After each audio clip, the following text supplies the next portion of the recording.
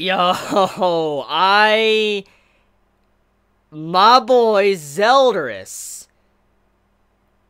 appears in this chapter. Oh my god. I'm pretty excited because you know what this means? If Zeldris is alive, there is a potential possibility that Estarossa might be alive. I really want to see the next chapter. I want to know. Because when I saw Zeldris just pop up, you have it to where just darkness. He's like, who the hell are you? And the man just gets scared, this little demon. He's like, I'm awake. What's going on? Who are you? And when all of a sudden, just Zeldris about to kill this man. The man survives, obviously, but Merlin takes the damage. Merlin got wrecked. Like, oh my god, the damage Merlin just received from Zeldris. Bruh. Like, if Escanor finds him... like, think about this, okay? Escanor probably thinks he killed him, okay? Killed Zeldris and killed Estarossa, most likely. We don't know if Estarossa is alive or not, but Zeldris is. We don't know, but basically, Escanor might be very pissed off that this man survived, and then Merlin got, you know, hurt for it. I could see this man like, oh my god, like, yo, my boy Escanor probably gonna go in. Like, we need a round 2. We need a freaking round 2 with Escanor going in up against, you know, Zeldris and Estarossa. If Estarossa is alive, I just want to say it because praise the sun, Escanor is gonna go in.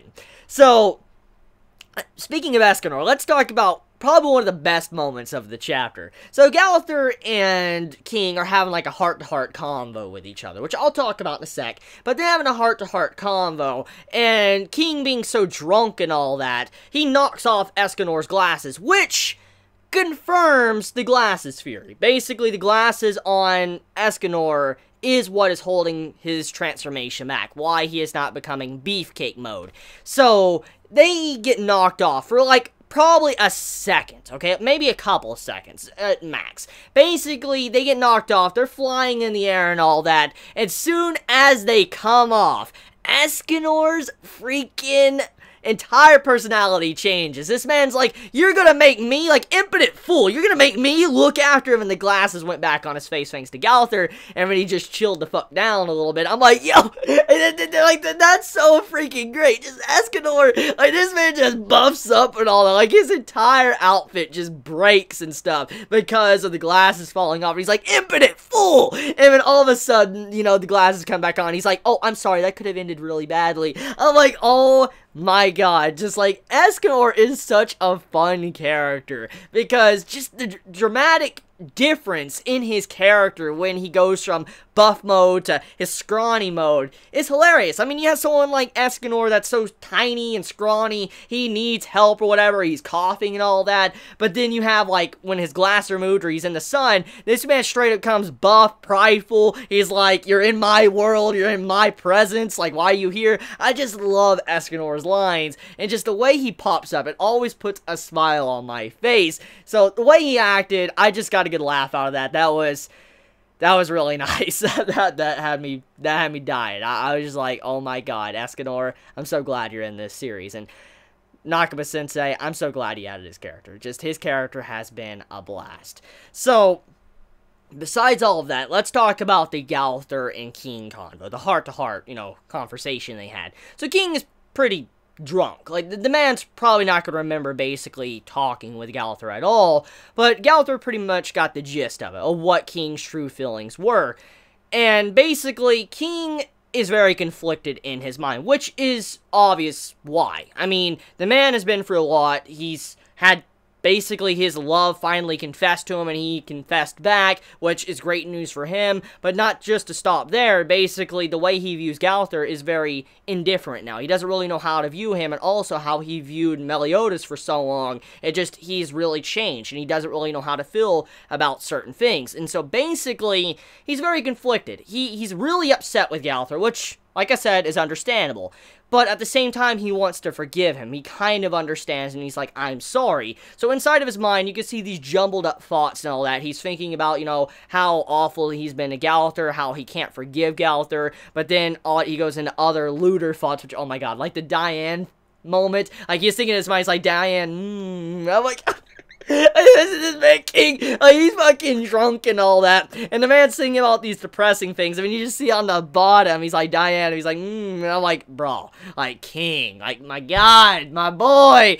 And then it doesn't stop there. Also, we have the other stuff going on, like the other funny little lines and stuff he was doing. So just overall, the King and Gowther stuff, very important, and it shows how much Gowther is taking the initiative to change himself and not be like he was. He is trying to understand people. He's not just going into them and trying to read their minds while they're still awake. I mean, he took the time. Like, he could have instantly have just attacked, you know, King and read his thoughts right then and there while he was still kind of conscious, but he didn't do that. He didn't want to invade his privacy until he probably just couldn't remember anything at all. He didn't want to do it while he was aware. So you can see he's still doing things that's kind of messed up. At the same time, he's not doing it as often, like just right out in the open like he normally did. He is trying to change. He's actively changing himself, and he's also trying to make it to where the other sins will start to like him once again, because out of all the other sins and stuff, he's probably the least liked. I mean, really, think about it.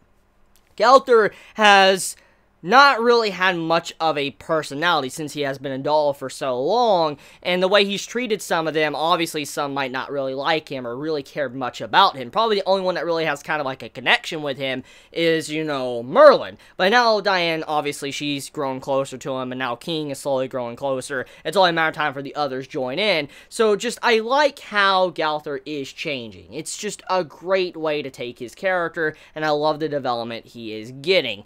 Now, other things, too, we also have stuff going on with Meliodas and Bon in this chapter. Basically, the entire Boar's Hat, it gets a redesign, looks amazing, by the way, with the color page. Like, oh my god, I like the style of it, to the way the rooms are done and all that. Just a really nice design to the Boar's Hat. And basically, Meliodas and Bon, they get into an argument, they race to whoever gets whatever room, and they eventually just turn it into a bet. Like, okay, let's do this, let's play this game, and you see a coin, and basically that segment ends right there. So, Bon and Meliodas being Bon and Meliodas, just, you know, playing together and basically doing these own little games and stuff with each other. Just very fun.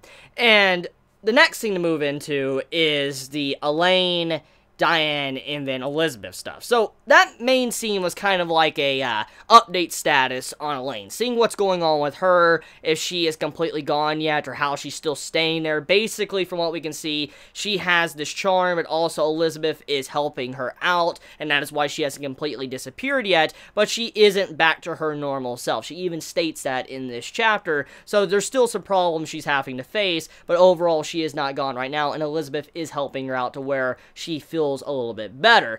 And you can see where these girls are basically talking, and they're just having fun, and it's revealed that Diane herself is thinking a lot about King, so it's not just King thinking about Diane, but it's also Diane thinking about King, so it just, that's so cute. That's so freaking cute, seeing these two characters just, you know, thinking about each other and loving each other. It's just something I've been wanting to see for a very long time. These two characters coming together and being in a relationship. Like I said, romance and ships aren't everything in a series. I know. I will say that right now. It just, personally, I'm just glad to see that. It's so cute. It adds a little bit of a different layer to Diane and King's dynamic. And so I just can't wait to see more of their interactions in the future.